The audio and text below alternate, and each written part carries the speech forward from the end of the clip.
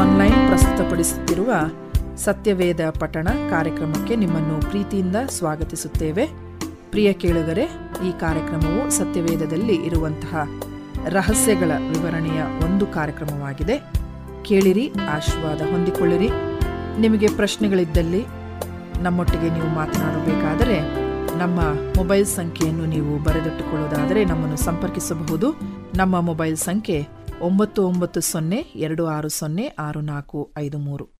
ರಕ್ಷಕನಾದ ಕ್ರಿಸ್ತೇಸುವಿನ ಅಮೂಲ್ಯವಾದಂಥ ನಾಮದಲ್ಲಿ ನಮ್ಮ ಪ್ರಿಯರೇ, ನಿಮ್ಮೆಲ್ಲರನ್ನು ಕೂಡ ನಾವು ವಂದಿಸ್ತೇವೆ. ಮತ್ತೆ ತಿರುಗಿ ದೇವರ ಜೀವವುಳ್ಳ ವಾಕ್ಯಗಳ ಧ್ಯಾನಕ್ಕೆ ನಿಮ್ಮನ್ನು ಆಮಂತ್ರಿಸುತ್ತೇವೆ. ಕ್ರಮವಾಗಿ ನಿಮ್ಮಲ್ಲಿ ಅನೇಕರು ಈ ವಾಕ್ಯ ಧ್ಯಾನಗಳಲ್ಲಿ ಪಾಲುಗಾರರಾಗ್ತಾ ಇದ್ದೀರಾ. ಇದರಿಂದ ಅನೇಕ ಆಶೀರ್ವಾದಗಳನ್ನು ನೀವು ಖಂಡಿತವಾಗಿಯೂ ವೈಯಕ್ತಿಕವಾಗಿಯೂ ಮತ್ತು ಕುಟುಂಬವಾಗಿಯೂ ಹೊಂದುತ್ತಾ ಇದ್ದೀರೆಂಬುದಾಗಿ ನಾವು ನಂಬಿದ್ದೇವೆ. ಮತ್ತು ಅದೇ ಒಂದು ಆಶೀರ್ವಾದದ ಸುರಿಮಳೆ ನಿಮ್ಮ ಮೇಲೆ ಯಾವಾಗಲೂ ಸತತವಾಗಿರಲಿ ಎಂಬುದೇ ನಮ್ಮ ಪ್ರಾರ್ಥನೆಯಾಗಿದೆ. ಅದಕ್ಕೋಸ್ಕರವಾಗಿ ನೀವು ಶಿಸ್ತಿನಿಂದ ದೇವರ ವಾಕ್ಯದ ಧ್ಯಾನಕ್ಕೆ ನಿಮ್ಮನ್ನು ಬದ್ಧಪಡಿಸಿಕೊಂಡು ಅದನ್ನು ನಿಮ್ಮ ಹೃದಯಗಳಲ್ಲಿ ಅದನ್ನು ಮನನ ಮಾಡಿಕೊಂಡು ಮುಂದೆ ಸಾಗುವುದಾಗಿದ್ದರೆ ಖಂಡಿತವಾಗಿ ದೇವರು ನಿಮ್ಮನ್ನು ದಿನೇ ದಿನೇ ಕ್ಷಣದಿಂದ ಕ್ಷಣಕ್ಕೆ ಹೆಚ್ಚು ಹೆಚ್ಚು ಆಶೀರ್ವಾದದ ಜೀವಿತದ ಕಡೆಗೆ, ಎಂಥ ಜೀವಿತ, ಸಮೃದ್ಧಿಯ ಜೀವಿತದ ಕಡೆಗೆ ನಿಮ್ಮನ್ನು ಖಂಡಿತವಾಗಿ ಆತನು ನಡೆಸುತ್ತಾನೆ. ಅದರ ಮೂಲಕವಾಗಿ ಆತನಿಗೆ ಹೆಚ್ಚು ಮಹಿಮೆ ಉಂಟಾಗಲಿಕ್ಕಿದೆ. ಅದಕ್ಕೋಸ್ಕರವಾಗಿ ಈ ವಾಕ್ಯ ಧ್ಯಾನಕ್ಕೆ ನಾವು ಹೋಗುವ ಮೊದಲು ನಮ್ಮ ಶಿರಗಳನ್ನು ನಾವು ಬಾಗಿಸಿ ಆತನಿಗೆ ಪ್ರಾರ್ಥನೆ ಮಾಡೋಣ. ಜೀವ ಸ್ವರೂಪನಾಗಿರುವಂಥ ನಮ್ಮ ದೇವರೇ, ನಮ್ಮ ಒಡೆಯನೇ, ತಿರುಗಿ ನಿನ್ನ ಜೀವವುಳ್ಳ ವಾಕ್ಯಗಳನ್ನು ನಾವು ತೆರಲಿಕ್ಕೆ ಹೋಗ್ತಾ ಇರುವಾಗ ನೀನು ನಮ್ಮ ಜೊತೆಗೆ ಬಾ ಸ್ವಾಮಿ. ಇವು ನಿನ್ನ ವಾಕ್ಯಗಳು. ಇವುಗಳನ್ನು ನಾವು ನಮ್ಮ ಜ್ಞಾನದಿಂದ ಅರ್ಥ ಮಾಡಿಕೊಳ್ಳಲಿಕ್ಕೆ ಸಾಧ್ಯವಿಲ್ಲ. ಅದಕ್ಕೋಸ್ಕರ ನಮ್ಮ ದೇವರೇ, ನಿನ್ನ ಬಳಿಯಲ್ಲಿ ನಾವು ಬರುತ್ತೇವೆ. ನಿನ್ನ ಪರಿಶುದ್ಧಾತ್ಮನ ಮೂಲಕವಾಗಿ ನಮ್ಮ ಮನೋನೇತ್ರಗಳನ್ನು ಬೆಳಗಿಸು, ನಮ್ಮ ಕಣ್ಣುಗಳನ್ನು ತೆರೆ ಕರ್ತ. ಅನೇಕ ವೇಳೆ ನಮ್ಮ ಮನಸ್ಸುಗಳು ಮುಚ್ಚಿ ಹೋಗಿಬಿಟ್ಟಿವೆ, ನಮ್ಮ ಕಣ್ಣುಗಳು ಕುರುಡಾಗಿ ಹೋಗಿಬಿಟ್ಟಿವೆ ಕರ್ತನೆ. ಈ ಲೋಕದ ಅಧಿಪತಿಯು ಅನೇಕ ಜನರ ಕಣ್ಣುಗಳನ್ನು, ಮನಸ್ಸುಗಳನ್ನು ಮಂಕು ಮಾಡಿದ್ದಾನೆ ಸ್ವಾಮಿ. ಆದರೆ ನೀನು ನಮ್ಮ ಕಣ್ಣುಗಳನ್ನು ತೆರೆಯುವಾತನಾಗಿದ್ದಿ, ನಮಗೆ ಹೊಸ ಜ್ಞಾನ ಕೊಡುವಾತನಾಗಿದ್ದಿ. ನಿನ್ನ ಜೀವಳ ವಾಕ್ಯಗಳ ಮೂಲಕವಾಗಿ ನಮ್ಮನ್ನು ಆಶೀರ್ವಾದ ಮಾಡಲಿಕ್ಕಿದ್ದಿ ಸ್ವಾಮಿ. ಅದಕ್ಕೋಸ್ಕರ ಈ ಬೆಳಗಿನ ಜಾವದಲ್ಲಿ ನಮ್ಮನ್ನು ನಾವೇ, ನಮ್ಮ ಜೊತೆಗೆ ಇರುವಂಥ ಈ ಪ್ರಿಯ ಸಹೋದರ ಸಹೋದರಿಗಳು, ಇವರೆಲ್ಲರ ಜೊತೆಗೆ ನಮ್ಮನ್ನು ನಿನ್ನ ಕೈಗಳಲ್ಲಿ ನಾವು ಸಮರ್ಪಿಸ್ತೇವೆ. ನಮ್ಮನ್ನು ತೆಗೆದುಕೋ. ನಿನ್ನ ಜೀವಳ ವಾಕ್ಯಗಳನ್ನು ನಮ್ಮ ಹೃದಯಗಳಿಗೂ ಜೀವಿತಗಳಿಗೂ ನೀನು ಅನ್ವಯವಾಗುವ ರೀತಿಯಲ್ಲಿ ನಮ್ಮ ಜೊತೆಗೆ ಮಾತನಾಡಿ ಎಲ್ಲ ಮಹಿಮೆಯನ್ನು ನೀನು ಹೊಂದು ಎಂಬುದಾಗಿ ಕ್ರಿಸ್ತೇಸುವಿನ ಅಮೂಲ್ಯವಾದಂಥ ನಾಮದಲ್ಲಿ ನಿನ್ನನ್ನು ಬೇಡಿಕೊಳ್ಳುತ್ತೇವೆ ನಮ್ಮ ಕರ್ತ. ಆಮೇನ್, ಆಮೇನ್. ಪ್ರಿಯ ಸಹೋದರ ಸಹೋದರಿಯರೇ, ಕ್ರೈಸ್ತ ಜೀವಿತದಲ್ಲಿ ಶಿಲುಬೆಯ ಒಂದು ಪಾತ್ರ ಬಹು ಮುಖ್ಯವಾದಂಥ ಒಂದು ಪಾತ್ರವಾಗಿದೆ ಅನ್ನುವುದನ್ನು ನಾವು ಎಂದಿಗೂ ಮರೆಯಕೂಡದು. ನಿಮಗೆ ಇದು ಖಂಡಿತವಾಗಿ ಗೊತ್ತಿದೆ ಎಂಬುದಾಗಿ ನಾನು ನಂಬುತ್ತೇನೆ. ಒಂದು ವಾಕ್ಯ ಭಾಗವನ್ನು ನಾವು ಓದುತ್ತಾ ನಮ್ಮ ಧ್ಯಾನವನ್ನು ನಾವು ಆರಂಭಿಸೋಣ. ಮತ್ತಾಯನ ಸುವಾರ್ತೆ ನಿಮ್ಮ ಸತ್ಯವೇದಗಳಲ್ಲಿ ದಯವಿಟ್ಟು ನೀವು ತೆರಿತೀರಾ. 27ನೇ ಅಧ್ಯಾಯದಲ್ಲಿ 50ರಿಂದ 52 ವಚನಗಳನ್ನು ನಾವು ಓದೋಣ. ಓದಿ ಅದರಿಂದ ನಮ್ಮ ವಾಕ್ಯ ಧ್ಯಾನವನ್ನು ನಾವು ಆರಂಭ ಮಾಡೋಣ. ತೆರೆದ್ರ ನಿಮ್ಮ ಸತ್ಯವೇದಗಳಲ್ಲಿ ಮತ್ತಾಯನ ಸುವಾರ್ತೆ 27ನೇ ಅಧ್ಯಾಯ 50ರಿಂದ 52 ವಚನಗಳು. ಅಲ್ಲಿ ಈ ರೀತಿಯಲ್ಲಿ ಬರೆಯಲ್ಪಟ್ಟಿದೆ. ಯೇಸು ತಿರುಗಿ ಮಹಾಧ್ವನಿಯಿಂದ ಕೂಗಿ ಪ್ರಾಣ ಬಿಟ್ಟನು. ಆಗ ಇಗೋ, ದೇವಾಲಯದ ತೆರೆಯು ಮೇಲಿಂದ ಕೆಳಗಿನವರೆಗೂ ಹರಿದು 2 ಭಾಗವಾಯಿತು. ಭೂಮಿಯು ಅದರಿತು, ಬಂಡೆಗಳು ಸೀಳಿ ಹೋದವು, ಸಮಾಧಿಗಳು ತೆರೆದವು, ನಿದ್ದೆ ಹೋಗಿದ್ದ ಅನೇಕ ಭಕ್ತರ ದೇಹಗಳು ಎದ್ದವು ಎಂಬುದಾಗಿ ನಾವು ಈ ವಾಕ್ಯ ಭಾಗದಲ್ಲಿ ಓದುತ್ತೇವೆ. ಇಲ್ಲಿ ನಾವು ಯೇಸು ಕ್ರಿಸ್ತನ ಮರಣದ ಸನ್ನಿವೇಶವನ್ನು ನಾವು ಕಾಣುತ್ತೇವೆ. ಯೇಸುವಿನ ಜೀವಿತದಲ್ಲಿ ನನ್ನ ಪ್ರಿಯರೇ, ಆತನು ಈ ಲೋಕಕ್ಕೆ ಬಂದಂಥ ಒಂದು ಉದ್ದೇಶ ಏನಾಗಿತ್ತು ಗೊತ್ತಾ? ಯೇಸು ಕ್ರಿಸ್ತನು ಈ ಲೋಕದಲ್ಲಿ ಬಂದದ್ದು ಕೇವಲ ಬದುಕಿ ಸಂತೋಷ ಪಡುವುದಕ್ಕಾಗಿ ಅಲ್ಲ. ಆತನ ಜೀವಿತದ ಪ್ರಾಮುಖ್ಯವಾದಂಥ ಒಂದು ಉದ್ದೇಶ, ಆತನ ಧ್ಯೇಯ ಏನಾಗಿತ್ತು? ತನ್ನ ಜೀವಿತವನ್ನೇ, ತನ್ನ ಪ್ರಾಣವನ್ನೇ ಈಡು ಕೊಡುವುದಕ್ಕಾಗಿ, ನಿನಗೂ ನನಗೂ, ಈ ಲೋಕದ ಪ್ರತಿಯೊಬ್ಬೊಬ್ಬ ಮನುಷ್ಯನಿಗೋಸ್ಕರವಾಗಿ ಆತನು ತನ್ನ ಪ್ರಾಣವನ್ನು ತ್ಯಾಗಪೂರ್ವಕವಾಗಿ ಕೊಡುವುದಕ್ಕಾಗಿ ಆತನು ಈ ಲೋಕಕ್ಕೆ ಬಂದನು. ಮತ್ತು ಈ ವಾಕ್ಯ ಭಾಗದಲ್ಲಿ ನಾವು ಓದುವ ಹಾಗೆ ಆ ಕಾರ್ಯವನ್ನು ಹೀಗೆ ನೆರವೇರಿಸ್ತಾ ಇದ್ದಾನೆ ಅಲ್ವೇ? ಕಲ್ವಾರಿ ಬೆಟ್ಟದ ಮೇಲೆ ಆತನು, ಆ ಶಿಲುಬೆಯ ಮೇಲೆ ಆತನು ತೂಗುತ್ತಾ ಇರುವಂಥ ಸಮಯದಲ್ಲಿ ಆತನು ಮಹಾಧ್ವನಿಯಿಂದ ಕೂಗಿ ಪ್ರಾಣ ಬಿಟ್ಟನು. ಎಂಬುದಾಗಿ ನಾವು 50ನೇ ವಚನದಲ್ಲಿ ನಾವು ನೋಡುತ್ತೇವೆ. ನನ್ನ ಪ್ರಿಯರೇ, ಈ ಬೆಳಗಿನ ಜಾವದಲ್ಲಿ ನಾವು ವಾಕ್ಯ ಧ್ಯಾನ ಮಾಡಲಿಕ್ಕೆ ಇರುವಂಥ ಒಂದು ಪ್ರಾಮುಖ್ಯವಾದಂಥ ಒಂದು ವಿಷಯ ಏನಂತಂದರೆ, ನಮಗೆ ನಮ್ಮ ಜೀವಿತದಲ್ಲಿ ಇರುವಂಥ ಎಲ್ಲ ಚಿಂತೆಗಳನ್ನು ಶಿಲುಬೆಯ ಮೂಲಕವಾಗಿ ಜಯಿಸುವಂಥದ್ದು. Overcoming your worries through the cross. ಶಿಲುಬೆಯ ಮೂಲಕವಾಗಿ, ಯೇಸುವಿನ ಕ್ರೂಜಿಯ ಮೂಲಕವಾಗಿ ನಿನಗೆ ನನಗೆ ಇರುವಂಥ, ಈ ಲೋಕದಲ್ಲಿರುವಂಥ ಪ್ರತಿಯೊಬ್ಬ ಮನುಷ್ಯನ ಜೀವಿತದಲ್ಲಿ ಇರಬಹುದಾದಂಥ ಎಲ್ಲ ಚಿಂತೆಗಳನ್ನು ಹೇಗೆ ಹೋಗಲಾಡಿಸಬಹುದು ಅನ್ನುವುದನ್ನು ನಾವು ಶಿಲುಬೆಯ ಮೂಲಕವಾಗಿ ಕಲಿಯಬಹುದಾಗಿದೆ. ಅದಕ್ಕೋಸ್ಕರವಾಗಿ ಈ ವಾಕ್ಯ ಭಾಗವನ್ನು ನಾವು ಓದುತ್ತಾ ಇರುವಂಥ ಸಮಯದಲ್ಲಿ ನಾವು ನೋಡ್ತೇವೆ, ಇಲ್ಲಿ ಈ ಸುವಾರ್ಥ ಗ್ರಂಥಕರ್ತರು ಅವರು ಹೇಳುವಂಥ ಮೊದಲನೆಯ ಸಂಗತಿ ಯಾವುದಂತಂದರೆ, ಈಗೋ ದೇವಾಲಯದ ತೆರೆಯು ಏನಾಯಿತು, ಮೇಲಿಂದ ಕೆಳಗಿನವರೆಗೂ ಹರಿದು 2 ಭಾಗವಾಯಿತು. ನನ್ನ ಪ್ರಿಯರೇ, ಇದನ್ನು ನೀವು ಯೋಚನೆ ಮಾಡಿದ್ದೀರಾ? ಯಾಕೆ ಈ ಒಂದು ತೆರೆ ಮೇಲಿಂದ ಕೆಳಗೆ ಹರಿದು 2 ಭಾಗವಾಯಿತು? ನೀವು ಹಳೆ ಒಡಂಬಡಿಕೆಯಲ್ಲಿ ನೋಡುವಾಗ ನಾವಲ್ಲಿ ನೋಡ್ತೇವೆ, ಅಲ್ಲಿ ದೇವದರ್ಶನ ಗುಡಾರದಲ್ಲಿ ಪವಿತ್ರ ಸ್ಥಳಕ್ಕೂ ಮತ್ತು ಮಹಾಪರಿಶುದ್ಧ ಸ್ಥಳಕ್ಕೂ ಈ ತೆರೆ ಅಡ್ಡವಾಗಿತ್ತು. ಯಾರು ಮಹಾಪರಿಶುದ್ಧ ಸ್ಥಳಕ್ಕೆ ಹೋಗ್ಬೋದು? ಕೇವಲ ಮಹಾಯಾಜಕನು ಮಾತ್ರ. ಅದು ಯಾವಾಗ? ವರ್ಷಕ್ಕೆ 1 ಸಾರಿ ಮಾತ್ರ. ಯಾಕೆ ಅಂತಂದರೆ ಆ ಸ್ಥಳ ಅತಿ ಪರಿಶುದ್ಧವಾದಂಥ, ದೇವರ ಪ್ರಸನ್ನತೆಯಿಂದ ತುಂಬಿದಂಥ ಮಹಾಪರಿಶುದ್ಧ ಸ್ಥಳ ಅದಾಗಿತ್ತು. ಹೀಗಾಗಿ ಉಳಿದ ಎಲ್ಲ ಮನುಷ್ಯರಿಗೂ ಮತ್ತು ಆ ಪರಿಶುದ್ಧ ಸ್ಥಳಕ್ಕೂ ನಡುವೆ ಈ ಒಂದು ತೆರೆ ಅದು ಮಾಡಲ್ಪಟ್ಟದ್ದಾಗಿತ್ತು. ಆದರೆ ಯೇಸುವು ಮರಣ ಹೊಂದಿದಂಥ ಸಮಯದಲ್ಲಿ, ತನ್ನ ಪ್ರಾಣವನ್ನು ಬಿಟ್ಟಂಥ ಸಮಯದಲ್ಲಿ ಏನಾಯಿತು? ಈ ತೆರೆಗೆ ಅದು ಮೇಲಿಂದ ಕೆಳಗಿನವರೆಗೂ ಹರಿದು ಹೋಯಿತು. The veil was torn. ಏನಪ್ಪ ಇದರ ಅರ್ಥ ಏನಂತಂದರೆ, ಹೊಸ ಒಡಂಬಡಿಕೆಯ ಒಂದು ಆರಂಭ ಇಲ್ಲಿಂದ ಆರಂಭವಾಯಿತು. ಹೊಸ ಒಡಂಬಡಿಕೆಯ ಒಂದು ಆರಂಭ ಇಲ್ಲಿ ಆಗುತ್ತಾ ಇದೆ ಅಲ್ವೇ? ಪರಿಶುದ್ಧ ಮಹಾಪರಿಶುದ್ಧ ಸ್ಥಳಕ್ಕೆ ಈಗ ಮನುಷ್ಯನಿಗೆ ಏನಿದೆ, ಆತನಿಗೆ ತೆರೆದಂಥ ಒಂದು ಬಾಗಿಲಾಗಿದೆ ಎಂಬುದಾಗಿ ನಾವು ನೋಡುತ್ತೇವೆ. ಇದರ ಅರ್ಥ ಪಾಪಿಗಳು ಅಲ್ಲಿ ಪ್ರವೇಶ ಮಾಡಬಹುದು ಎಂಬುದಾಗಿ ಅಲ್ಲ, ಆದರೆ ಮನುಷ್ಯರಿಗೆ ಒಂದು ಮಾರ್ಗ ಯೇಸು ಸ್ವಾಮಿಯು ಮಾಡಿ ಕೊಟ್ಟಿದ್ದಾನೆ. ಯಾವ ಮಾರ್ಗ? ಮಹಾಪರಿಶುದ್ಧವಾದಂಥ ದೇವರಿರುವಂಥ ಸ್ಥಳದಲ್ಲಿ ನಾನು ಪ್ರವೇಶ ಮಾಡಬಹುದು. ಹೇಗೆ, ಯಾವಾಗ ಅನ್ನುವ ಕರಾರುಗಳು, ಷರತ್ತುಗಳು ಉಂಟು.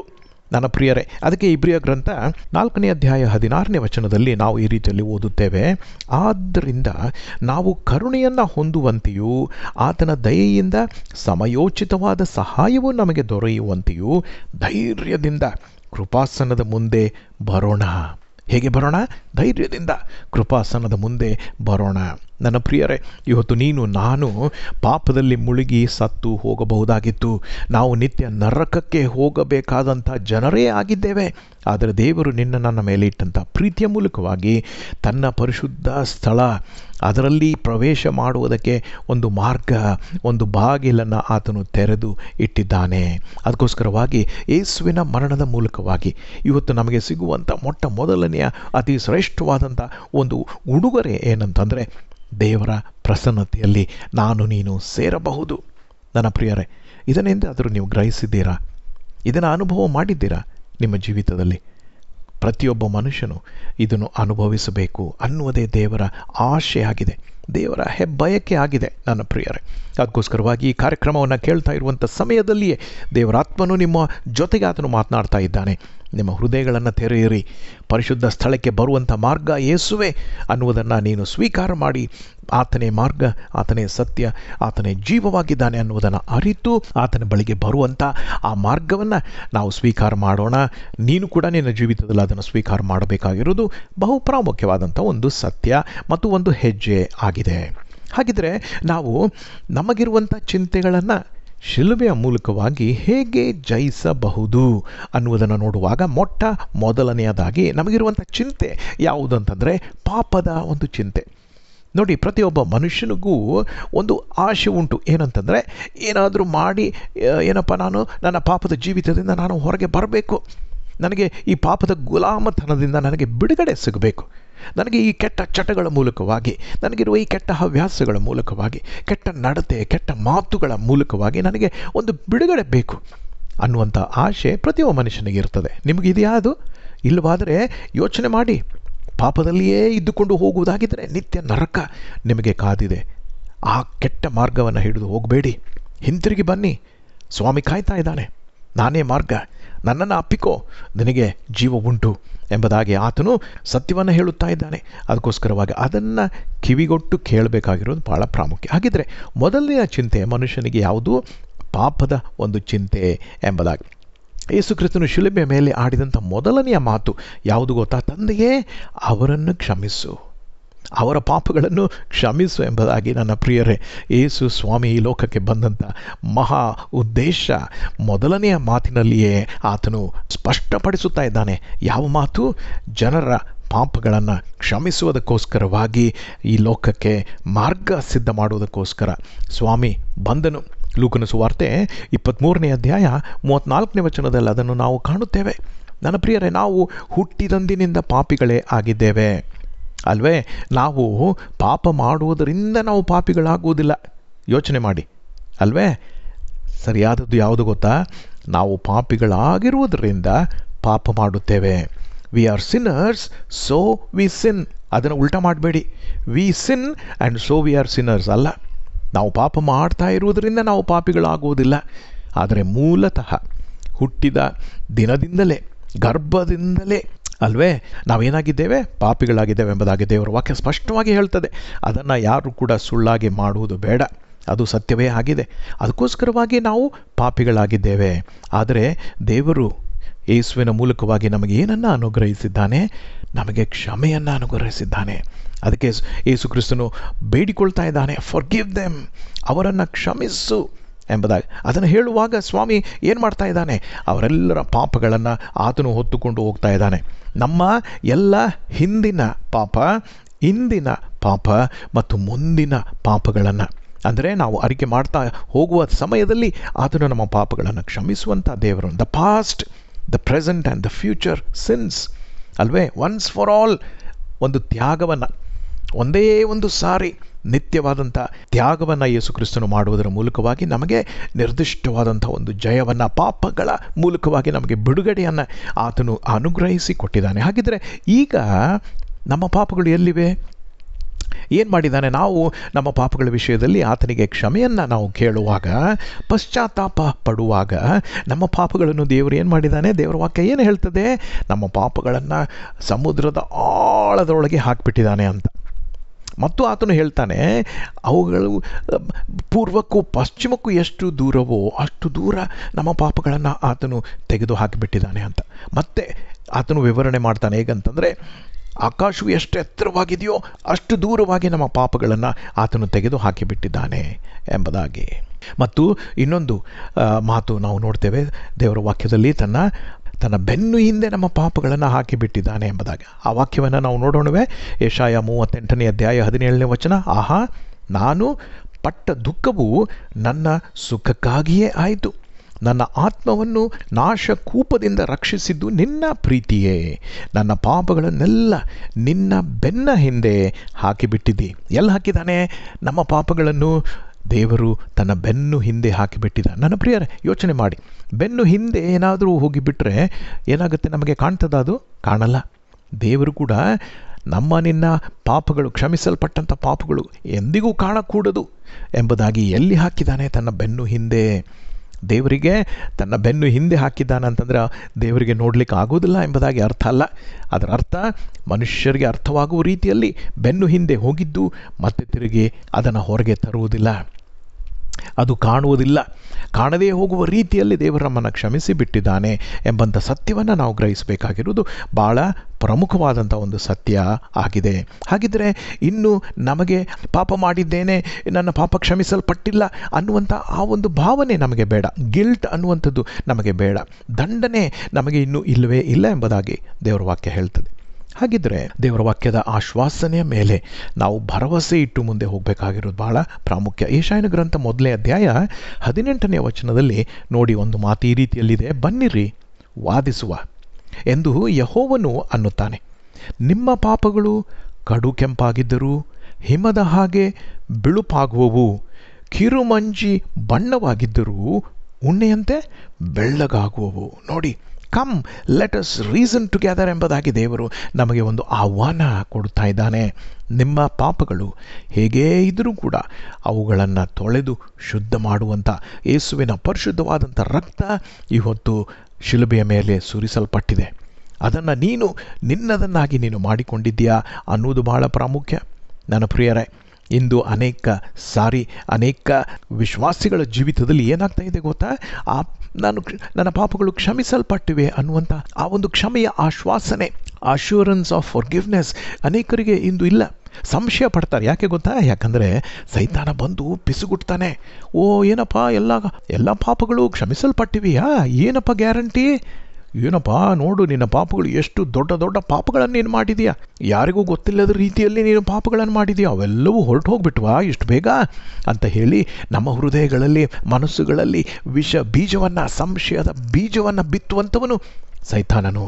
ಅದಕ್ಕೋಸ್ಕರವಾಗಿ ನಮಗೆ ನಮ್ಮ ಹಿಂದಿನ ಜೀವಿತದ ನೆನಪು ಮಾಡಿಕೊಡುತ್ತಾ ಇರುವ ಸೈತಾನನಿಗೆ ಇವತ್ತು ಪ್ರಿಯ ಸಹೋದರ ಸಹೋದರಿ, ನೀನು ಹೇಗೆ ಉತ್ತರಿಸಬೇಕು ಗೊತ್ತಾ? ಸೈತಾನನ ಭವಿಷ್ಯವನ್ನು ಅವನಿಗೆ ನೆನಪಿಸಿಕೊಡು. ನೋಡಿ ಹೇಗಿದೆ. ನಿನ್ನ ಗತಕಾಲದ ಜೀವಿತದ ಪಾಪಗಳನ್ನು ಒಂದು ವೇಳೆ ನಿನಗೆ ಆತನು ನೆನಪಿಸಿಕೊಡ್ತಾ ಇರುವುದಾಗಿದ್ದರೆ ನೀನೇನು ಮಾಡು? ಹೌದಪ್ಪ, ಸರಿ, ನನ್ನ ಹಿಂದಿನ ಜೀವಿತ ಬಿಡು, ನಿನ್ನ ಮುಂದಿನ ಜೀವಿತದ ಬಗ್ಗೆ ಹೇಗೆ, ನಿನ್ನ ಫ್ಯೂಚರ್ ಬಗ್ಗೆ ಹೇಗೆಪ್ಪ ಸೈತಾನ ಅಂಥೇಳಿ ನೀನು ಆತನಿಗೆ ಕೇಳುವಾಗ ಆತನಿಗೆ ಗೊತ್ತಾಗ್ತದೆ. ಆತನ ಭವಿಷ್ಯ ಎಲ್ಲಿದೆ ಗೊತ್ತಾ? ನಿತ್ಯ ನರಕದಲ್ಲಿದೆ. ನಾವು ಸೈತಾನನ್ನು ಆ ರೀತಿಯಲ್ಲಿ ಸೋಲಿಸಬೇಕು. ನಮ್ಮ ಹಿಂದಿನ ಜೀವಿತದ ಬಗ್ಗೆ ಆತನು ಮಾತನಾಡುವುದು ಬೇಡ. ಯಾಕಂದರೆ ಅದನ್ನು ದೇವರು ಕ್ಷಮಿಸಿ ಮುಗಿಸಿಬಿಟ್ಟಿದ್ದಾನೆ. ತನ್ನ ಬೆನ್ನು ಹಿಂದೆ ನಮ್ಮ ಪಾಪಗಳನ್ನು ಹಾಕಿಬಿಟ್ಟಿದ್ದಾನೆ. ನಮಗೆ ಈ ಹೊತ್ತು ಆಶ್ವಾಸನೆ ಉಂಟು. ಆ ಒಂದು ಅಶ್ಯೂರೆನ್ಸ್ ಇವತ್ತು ನಮಗಿದೆ. ಸ್ವಾಮಿ ನಮ್ಮ ಪಾಪಗಳನ್ನು ಕ್ಷಮಿಸಿದ್ದಾನೆ.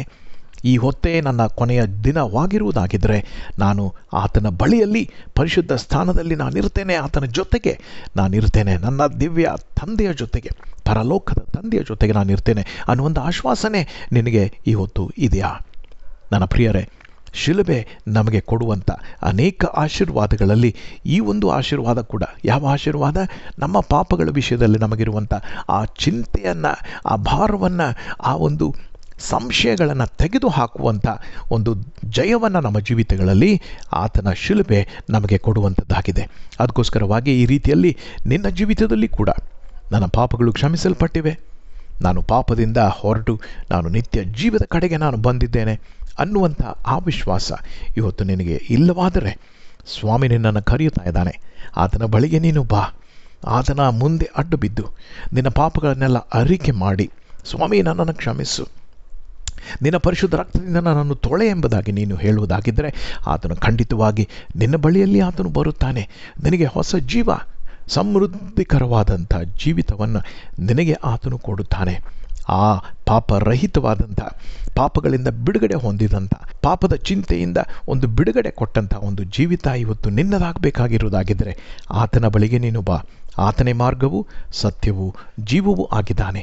ಆ ರೀತಿಯಲ್ಲಿ ಮಾಡುವಂತೆ ತಂದೆಯಾದಂಥ ದೇವರು ನಿನ್ನನ್ನು ವಿಶೇಷವಾಗಿ ಆಶೀರ್ವದಿಸಿ, ವೈಯಕ್ತಿಕವಾಗಿಯೂ ಕುಟುಂಬವಾಗಿಯೂ ನಿಮ್ಮನ್ನು ಆತನ ಜೊತೆಯಲ್ಲಿ ಸೇರಿಸಿಕೊಂಡು ತನ್ನ ಮಕ್ಕಳನ್ನಾಗಿ ಮಾಡಿಕೊಂಡು ಸಮೃದ್ಧಿಕರವಾದಂಥ ಜೀವಿತದ ಕಡೆಗೆ ನಡೆಸುವಂತಾಗಲಿ. ಆಮೆನ್.